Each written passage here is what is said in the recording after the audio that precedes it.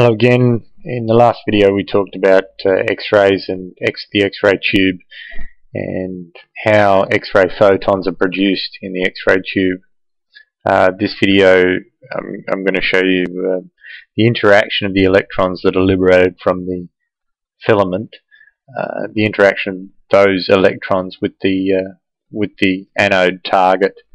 And what I've got here in this picture is a group of atoms or nuclei rather.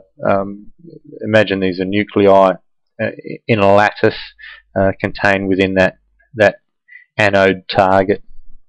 Now, from our filament we have liberated electrons, and those electrons are approaching this target, and they're approaching this target with energy which corresponds to the energy of those electrons corresponds to the potential difference across the gap between the cathode and the anode, between the filament and the target. These electrons approach the anode target, and they can actually pass straight through. The reason they can do this is, of course, because electrons are about 2,000 times less massive than protons, and so the atoms that are contained within that lattice are made up of mostly empty space. So it happens that the electrons can pass straight through.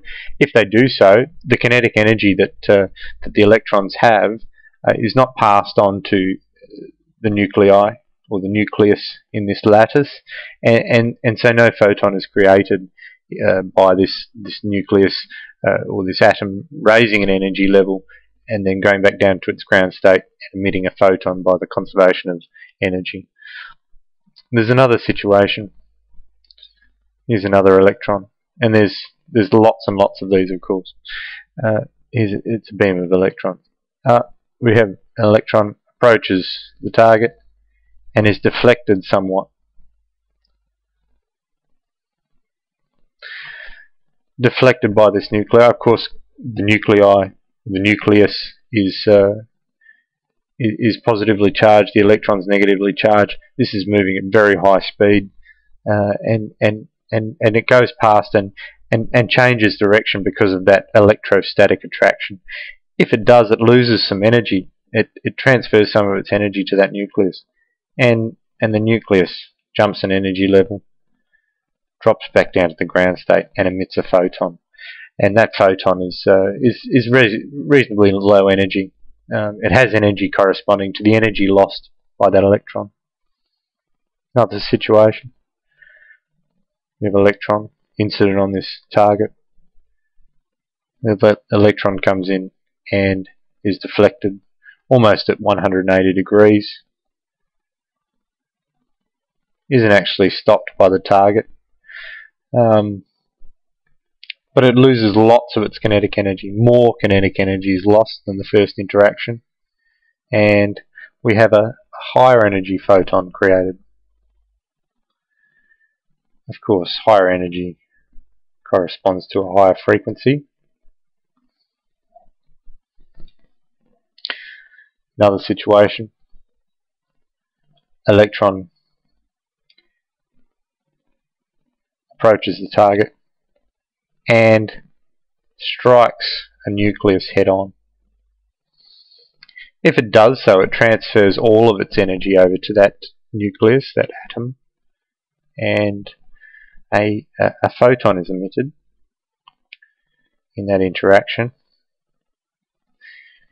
which has very high energy. And these are our X-ray photons.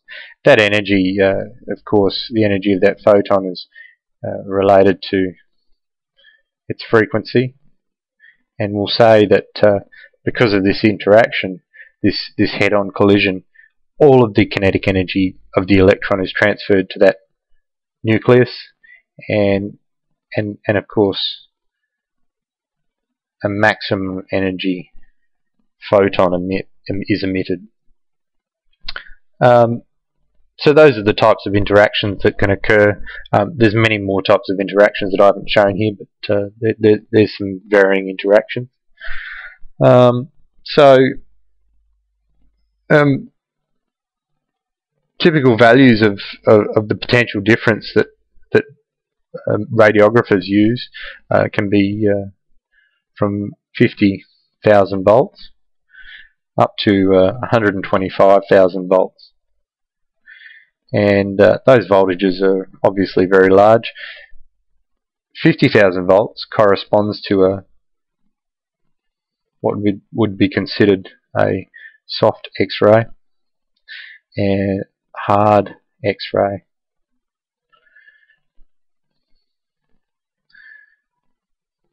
For the 125,000 volts. Why do we need soft? Why do we need hard X-rays?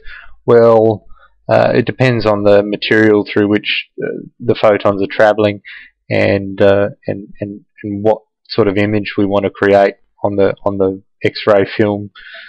So, of course, in medicine, you want to expose the patient, the cells contained within that patient,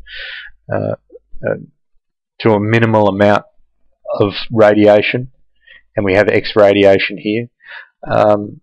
And so, in order to be able to see, for instance, bone inside somebody's body, you need to send photons through that will be stopped by the bone, but pass through without too much interaction, pass through the soft tissues.